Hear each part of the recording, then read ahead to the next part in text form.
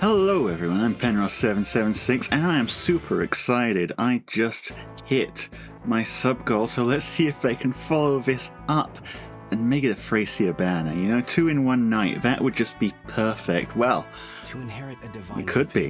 Very well could be. Mr. Green Hair himself, it is said, as our first unit, not just any said, an Ascended said at that. Well, that's as good a start as I could have asked for, I guess. Let's see what his skills are. He is, of course, a Green Tome infantry unit. We saw his AoE special there, but his weapon is the Haired Forsetti.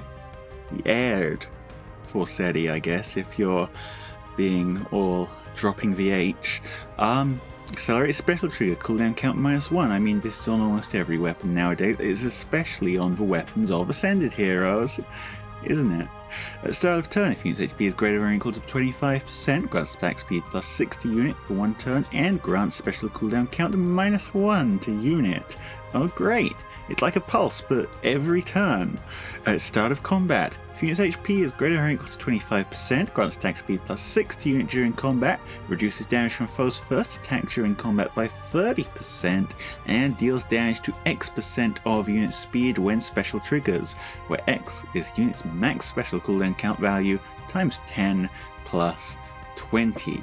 So for instance, using his default Blazing Wind, with the Slaying, that's going to be a free cooldown count weapon. Free cooldown times 10 is going to be 30% plus 20, 50% of units speed, so quite a considerable amount of additional damage added to that AoE special right there. This should hurt most foes quite a lot. Of course, it doesn't have to be AoE specials by any stretch of the imagination. This works with basically any special you can imagine, and I mean, of course, follows the standard condition of it seems like you want to run longer specials with this, but actually, a longer special doesn't help too much so long as you're able to special every time, because you're still, so long as you're specialing as frequently as possible, right, that plus 20 means a lot. That being said, let's take a look at the rest of the kit. In the A slot, attack speed ideal for not the strongest A slot of all time, but still a very good. It is a plus 9 stat A slot most of the time, and with the AoE special on him especially, he should be able to survive at full hit points for quite a lot of time, so long as he's one-shotting things. In the B slot, Special Spiral for the best B slot in the game, for tome units who actually want to kill things. That being said, there's kind of a funny little thing going on here where the DR Shred effect of Special Spiral 4 does not actually affect area of effect specials, so this is just giving him Special Spiral free with an extra 5 damage to his special. But of course, if you swap out that AoE for something else, he will of course benefit from the DR Shred as well. And in the C slot we have something very new. Infantry Pulse 4. At start of turn, if unit's special cooldown count is at its maximum value, grants special cooldown count -1 to unit, so it's a times pulse. And at start of turn, if any infantry ally's special cooldown count is at its maximum value, and that ally's max HP is less than unit's max HP, grants special cooldown count -1 to that ally. Stacks with similar skills. Okay, times pulse for him. It is just a times pulse, that's already great, except it's a times pulse, but also times pulses down infantry pulse style. Interestingly, it works off of max HP, which I think infantry pulse 1, 2 and 3 work off of current HP, which was very interesting in the days where you could deal pre-combat damage to specific units in order to prevent infantry pulse from working correctly on the enemy's first turn. That was a strategy that people used to use. They don't use it anymore because the meta game is way past that point at this point. But it's still a very funny thing for me to remember. I know a certain VTuber who will be very interested in inheriting many copies of this skill. 0 points for guessing who they are, but all things considered, yeah, this is a very strong looking unit. He is designed around big specials, and when I say big specials, I mean very big specials. If you're looking at potentially 30, 40, 50% of unit speed being added as extra damage, well, we live in a world where like 40, 50, 60 speed is pretty common on fast units. If this guy's specialing for 30 extra damage, those are gonna be some chunky specials. That being said, there are a lot of other units who can also just kill things with big specials, so although specials are his deal, in another way you could argue that he is, nothing special. Well, he's special to me at least because, you know, you gotta love the green-haired guy. Let's see his animation. Any cool windy things going on? Yeah, that's a pretty cool windy thing, if you ask me personally. I especially like how it flows back at the end there. Now onto the new heroes. Who do we have here? Who are you? Wait a second. Wait a freaking second. You're not a Thracia unit. This is an FE4 banner. Curses. No. Why have you done this to me? Well, it is probably fine. I mean, just means we'll get a Thracia banner at some other time, right? But I was just really hoping that because I'd hit my Thracia sub goal, something fun would happen because of it.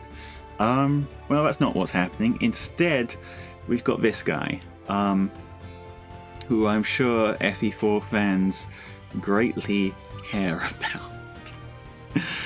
Yes. His weapon, the Aired Ufel. Okay. Ufel was really strong when Ulla had it.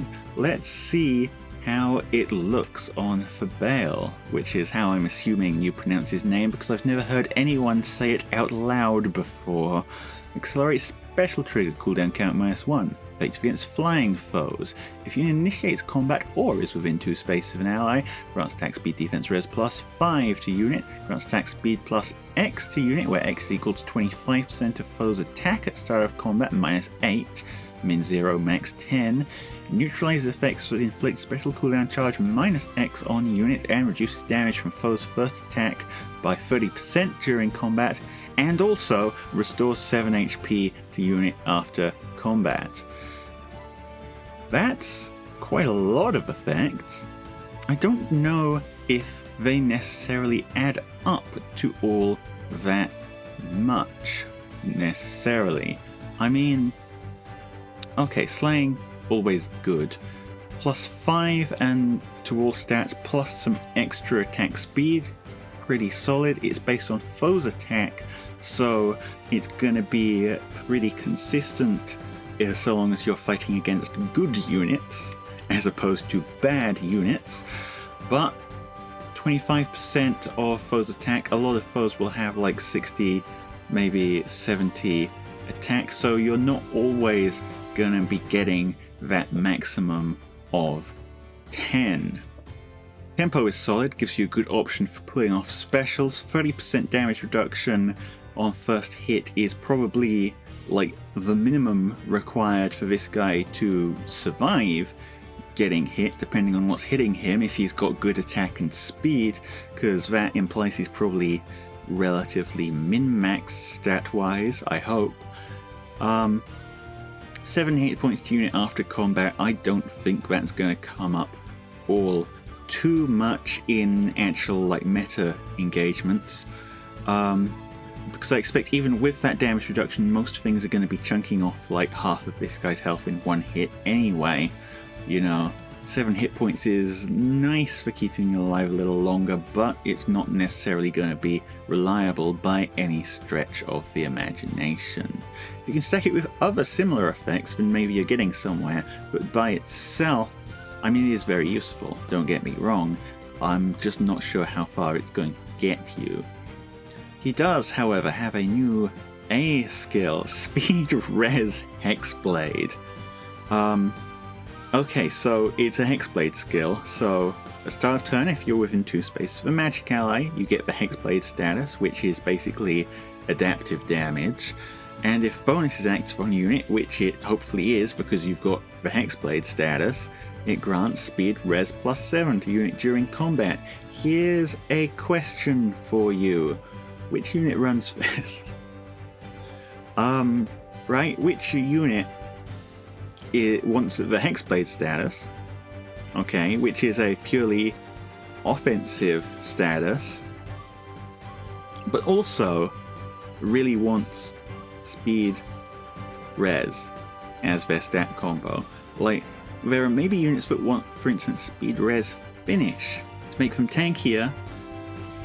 Like, there's a lot of Speed Res dual phase skills that are theoretically not entirely useless, but those skills kind of negate the existence of Speed Res Hexblade. Most of the time, well, I can see you running, like, Attack Speed Hexblade is the obvious one. I could see Attack Defense Hexblade being runnable.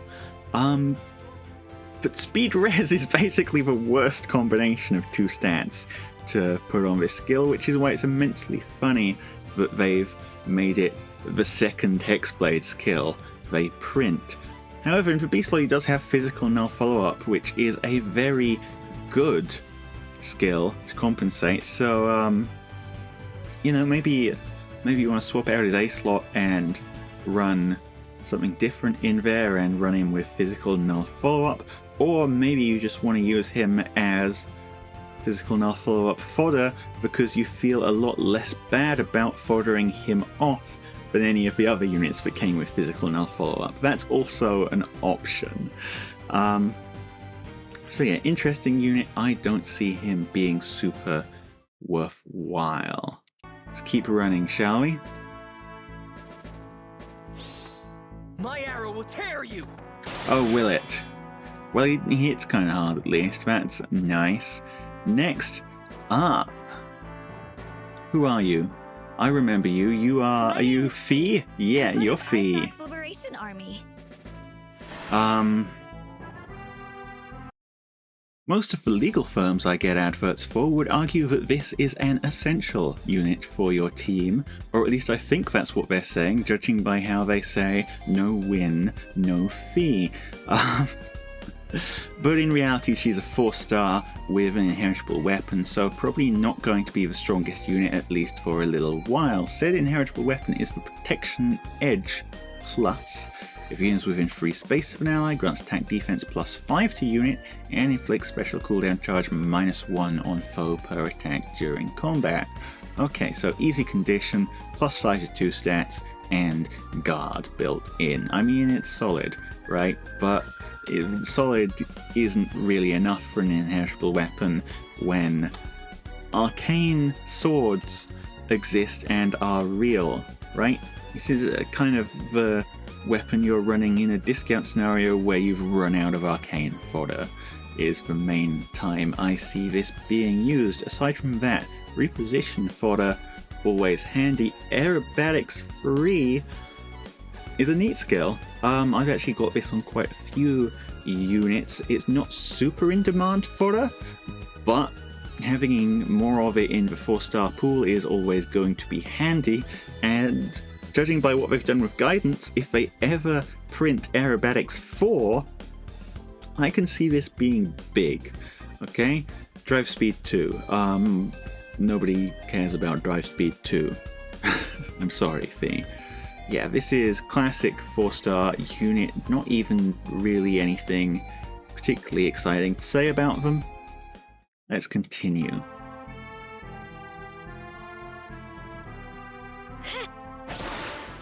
Yeah, she hits you with a sword. She's a green-haired Pegasus Knight. Now, for Rearmed hero, we kind of already know who this is. Why? Because she showed up in the Tempest trial. Say hello to Plumeria 2. Plumeria Stronger. Will never fade from my memory. She is, of course, a blue tome flyer, and that means as an Arcane unit we have, friends, our first Arcane blue tome. Let's take a look at it. The Arcane Euphoria.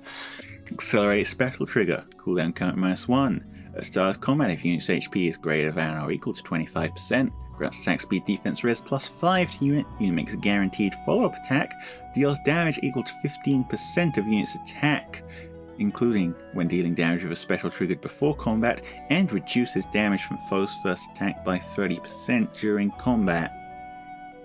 Yeah, I mean, it's not a terrible weapon. I think it is maybe one of the least, defining weapons of all the Arcane weapons we've got. It doesn't really, it's decent on everyone. It's not really absurd on anyone in particular. I mean, slaying, always good. +5 to all stats, always good. Guaranteed follow-up attack often isn't going to play into things too much because a lot of units have null follow-up as just kind of like a requirement for existing if they're fast these days. But in slow unit versus slow unit fights, it could maybe make a difference. Dealing damage equal to 15% of unit's attack, that is kind of massive. I mean, 15% is a relatively small amount, but still it's more damage. More damage is like the thing that you always want, and then 30% damage reduction on first hit just to keep you alive a little longer. It's not super huge, but it'll get you there, hopefully. However, aside from the Arcane weapon, she is also a unit in her own right. She has as her special assist Cloying Dreams. Grants another action to target ally, because of course it does, she is a dancer after all. Grants attack speed defense res +5, charge, and foe penalty doubler to target ally for 1 turn, and inflicts attack speed defense res -5 on nearest foes within 5 spaces of target ally through their next actions. Okay, so single target foe penalty doubler, not quite as absurd as Spring Triandra for spreading that stuff around, but still handy. Granting charge is kind of massive for mobility. I mean, people have seen what legendary Hinoka teams can do. People have seen what, for instance, Alia can do with her support, and of course, let's not forget Summer Edelgard, who is kind of like the face of charge. And then, as just a nice little bonus, she gives you stats. She applies debuff to the enemy to make sure that foe penalty doubler is actually going to do something. It's lovely. She sets herself up. I don't hate it. It seems like a very useful dance. It is, however, to be noted, a single target buffing dance, when a lot of dancers we've had recently kind of like to buff up your whole team, so, well, make of it what you will. In the A slot we have Stillwater 4, which is handy, I guess. It used to be a super in-demand skill for making res checks. Nowadays, not so many people are forcing you to actually make res checks, so it's kind of fallen off a little bit, but it is still just great for anyone who wants those visible stats. In the B slot, Wings of Mercy 4 is actually kind of huge. The only thing that's been holding it back is the fact that it's not very easy to follow off. It's on Legendary Hinoka. Where the hell are you getting all your Legendary Hinokas from, huh? Putting it on an Arcane unit, I like a lot. Arcane units, as you know, are very fodder efficient, and, well, Wings of Mercy 4 is only 1 skill, so theoretically, right, you can fodder off the weapon and Wings of Mercy 4, and potentially 2 other maximum tier skills if you've got the right prerequisite fodder for it. So that's a very interesting idea there. And in the C slot, something very new indeed. Defense res ploy 3. Ploy skills have been around for ages, but they are one of those skill families that for the longest time hasn't really done anything because there are just better ways of applying debuffs. Well, what does a ploy 3 look like? At start of player phase or enemy phase. If any foes within 3 rows or 3 columns centered on unit have res less than unit's res plus 5, inflicts defense res minus 7, ploy as a status, and exposure on those foes through their next actions. What does ploy do? It neutralizes bonus doubler, treachery, and grand strategy effects active on the unit and during combat through unit's next action. They really did say, Legendary Robin, get the heck out. Okay, so this is kind of taking, well, it's kind of taking bonus doubler down a peg. Not that bonus doubler really needed to be taken down a peg, because you could already stop bonus doubler just by negating foes' bonuses. It's taking treachery down a peg, which, to be fair, treachery has been really strong in the hands of Waif, but again, treachery is fairly easy to work around. The big one is that it's taking grand strategy down. Grand strategy was hard to deal with, and by hard I mean basically impossible, because up until now there was no way to negate foes' debuffs, right? You can't, if they've got debuffs on them, you can't pretend that those debuffs aren't there. And so, if they're stacking Unity, there was nothing you could really do to punish it, except for the very rare example of weapons with a broadleaf or dominance type effect. Now, however, you can kind of take Unity stacking down a peg by negating grand strategy through the use of ploy. It's only taking it down 1 peg. It's still very many pegs up, because 1, this is a 3 rows 3 columns type deal, so you can dodge it if your positioning is good. 2, it only negates the grand strategy, so if you've got like Legendary Robin or a Ike or something who's running around with 3 Unity effects on them, this isn't getting rid of their Unity stacking entirely, it's just bringing them down to 2 Unity effects. It's still a strong strategy, right? It's just no longer the strongest strategy. And it also is only dealing with Robin, Legendary Robin, and I guess Duochrome if you're using their Duo skill. There are still other absurd ways of getting high stats, like the Sabotage and Spring Triandra strategy still exists as well for incredible stat swings. So it's not like a perfect counter by any stretch of the imaginations, but it is a lot better than nothing at finally giving us a tool to deal with Robin. And again, as a addition to ploy lines, again, this is super inheritable, this unit. This actually has some of the best fodder of any of the Arcane units we've got recently, because you can basically take this unit's entire kit if you want. I mean, Stillwater might be a little difficult to grab, but aside from that, 1-4, ploy, and the Arcane weapon can all be grabbed at once. Not to mention, as a flying unit, you could also maybe stick stuff like Guidance 4 on here to get duplicated as well. And of course, as a dancer, she's just a very useful unit in her own right, because refreshers always are. I think this is a very good Arcane unit to pick up. It's incredible value, and it's a good unit in its own right as well. Those are the 2 things you want. That being said, let's check out her animations and see if there's anything else going on with this banner. Moon.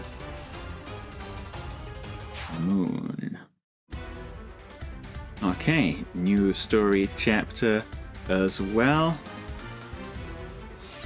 Who is the Tempestral unit? It looks to me like Arion, or whatever his name is.